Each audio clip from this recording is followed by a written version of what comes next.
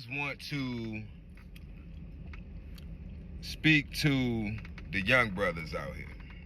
The young brothers who, even the older brothers, young brothers, you know, in particular, the younger men, but overall, all men, you know, need to understand, and understand the simple logic, right? Because it's simple. We make it complicated, but it's really simple. So basically, as men, right, you have to understand that your value is based off of what you can provide, right? What value do you bring, right? Whether that be to a woman, whether that be to your family, your co-workers, your friends, your parents, it doesn't matter. The whole world only gives a fuck about you based on how you're gonna be treated, right? According to your value. Your worth is determined and your value is determined by what you offer, right? So if you're a man that doesn't have much to offer, you're gonna be a man that really doesn't get much respect. Nobody really gives a fuck about you, right? Because if you died right now or just disappeared off the earth right now at this moment, who the fuck would miss you?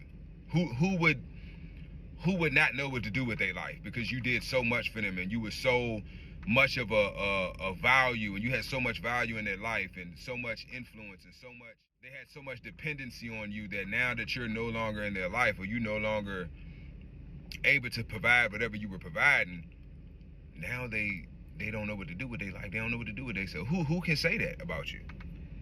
If the answer is nobody, then that means you got some work to do. That means you got some work to do. Because I've been on both ends of the spectrum. I've been in a position where pretty much nobody, you know, but my parents give a fuck about me. I've been in a position where I'm like, this is overwhelmed because I feel like everybody in my fucking life is dependent on me. Everybody that I know I associate with is just it's like, goddamn, I don't have time for myself. I don't have no peace. You know, every penny I get is going in one hand and out the other. It's like, what the fuck? So I've been in both spectrum. I've been in both realms, if you will. Both sides of the pendulum. Right? Everything is balanced. The universe is balanced. So I've realized that you don't want to be too far left. You don't want to be too far right. You want to be smack dab in the middle. That's balanced, right? That's the balance. That's peace. That's where your peace exists. In finding your balance, right? Learning how to balance everything out. That's where your peace exists. So you don't want to be all about self. You don't want to be all about everybody else. You want to be balanced. You want to make time for yourself. You want to make time for your loved ones, right? But it has to be balanced. So the key to life, man, for a man is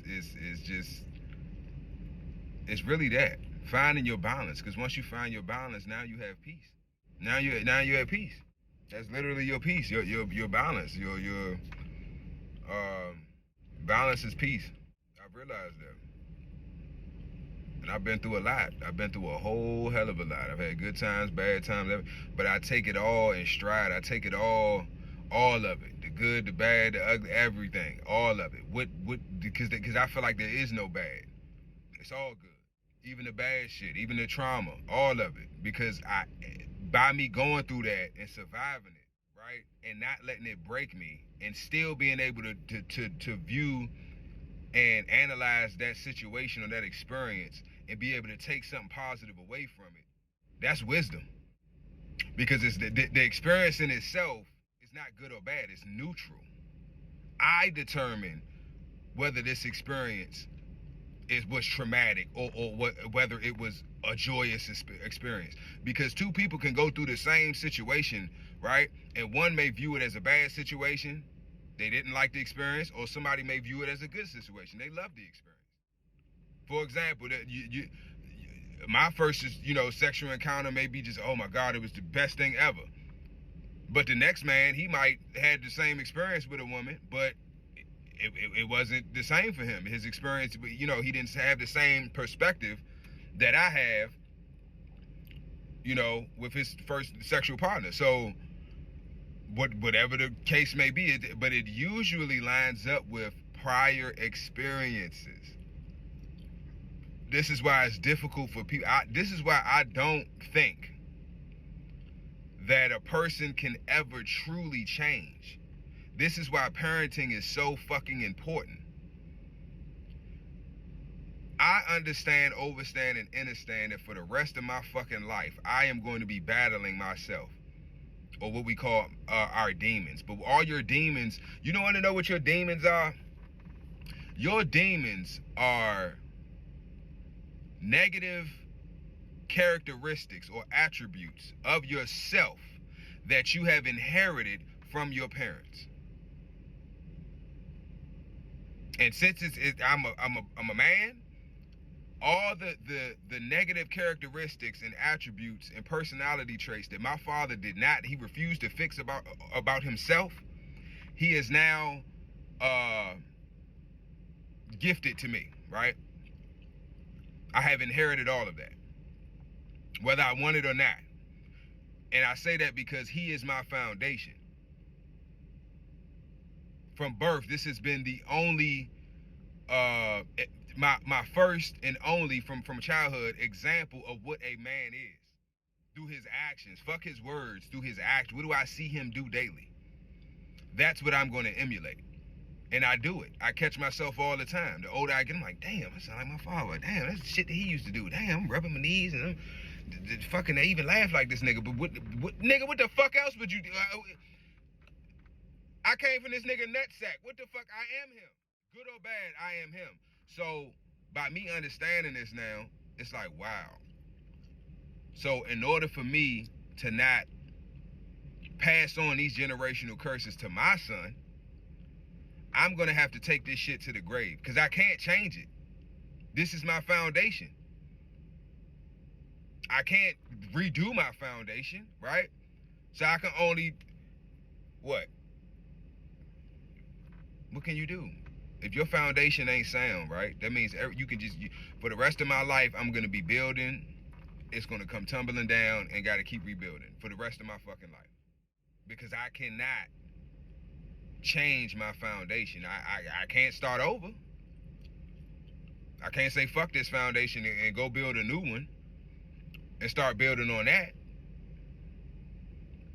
I mean, I can try, but guess what? That old foundation is still the underlying structure under the new foundation. So the new foundation is still not going to be sound, right?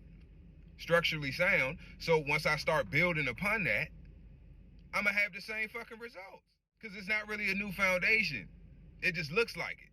But as soon as that load gets too heavy to carry, the bear, all that building, all that weight that I'm building and stacking on top of this foundation, it's going to crack. So I'll have to deal with this until I die, right? But I refuse to pass this shit on to my son. I refuse. Somebody has to make the sacrifice. Somebody has to say, there has to be a generation, right? There has to be a son or daughter. There we go. There has to be a son or a daughter that says, you know what? I'm going to be the sacrifice. I'm going to sacrifice my peace, my happiness, whatever it takes, so that future generations don't have to go through what I went through, what my mother and my father went through, what their parents went through, somebody has to be the one to do it. Because if not, it's just going to continue. But like I said, as a man, your value, your worth, your value and your worth is directly correlated with what you can provide.